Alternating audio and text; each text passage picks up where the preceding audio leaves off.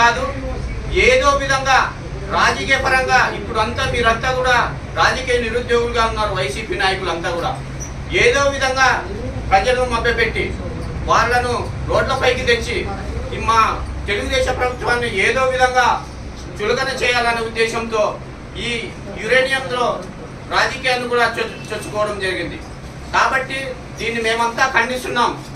Uranium తవ్వకాల వల్ల మనకు నష్టపోయే గ్రామాలన్నీ కూడా అందరూ అంటే అన్ని గ్రామాల ప్రజల్లో YCP, Telugu Desam, CPI, CPM, BJP, Janasena నాయకులు కూడా అందరూ, నాయకులతో పాటు ప్రజలు కూడా అందరూ ఉంటారు. కాబట్టి అందరికీ ఒకటే నష్టమే కలుగుతుంది. కాబట్టి ఇప్పటికైనా కూడా విరూపాక్షి గారు మీరు దయచేసి ఈ యురేనియం తవ్వకాల్లో రాజకీయాన్ని పక్కన పెట్టి నీకు చేతనైతే ప్రజలకు మేలు చేసే విధంగా అంటే మేలు చేసే విధంగా ఏదైనా కార్యక్రమాలు చేపట్టాలి తప్ప ఈ విధంగా చౌకబారు ఆరోపణలు చేయడం తగదని ఈ సభాముఖంగా నేను తెలియజేస్తున్నాను.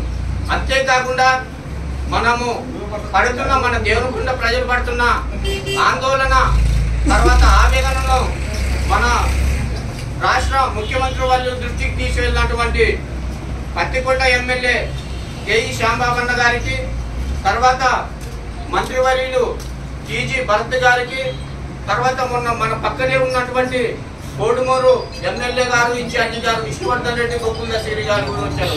ఆయనకు తర్వాత సిక్కారెడ్డి గారు కూడా ఆ రోజు స్పష్టంగా మేమున్నాం, ఇక్కడ ఎటువంటి యురేనియం తవ్వకాలు తవ్వమని అందరి సభాపక్షంలో ప్రజల సమక్షంలో కూడా తెలియజేయడం జరిగింది. అదే విధంగా ఆ రోజు వీరభద్రగౌడ్ గారు కూడా అక్కడికి రావడం జరిగింది. అందరూ కూడా కలిసి స్పష్టమైనటువంటి మేము తప్పకుండా ముఖ్యమంత్రి గారికి దృష్టిని తీసుకెళ్తాం, తప్పకుండా ఇక్కడ యురేనియం తవ్వకాలు బంద్ చేపిస్తామనే స్పష్టమైన ఆ రోజు ప్రకటన చేయడం జరిగింది. తవ్వకాలు తప్పకుండా ఇక్కడ నిలుపుదల చేయాలనే ఉద్దేశంతో అన్ని గ్రామాల ప్రజలు కూడా రోడ్లెక్కి ధర్నాలు చేయడం జరిగింది. అదేవిధంగా ఇవన్నీ కూడా మనం అంటే పార్టీలకు అతీతంగా జరిగే ప్రతి కార్యక్రమాన్ని మన పార్టీ తరఫున కూడా స్వాగతించి వచ్చాం. ఎందుకంటే ఇప్పుడున్న పరిస్థితుల్లో ప్రజలకు కావాల్సింది ఏ విధంగా అయినా కూడా మేలు జరగాలి. అంతే తప్ప ఈ విషయంలో కొంత రాజకీయం చొరబడి ఇంకా ప్రజలను భయభ్రాంతులు చేసి అంటే ఇది ఏదో జరిగిపోతుంది, పూర్తిగా మన మండలం దేవరకొండ మండలం అనేది తుడిచిపెట్టుకుపోతుందనే ఒక అభూత కల్పన చేయడం కూడా జరిగింది.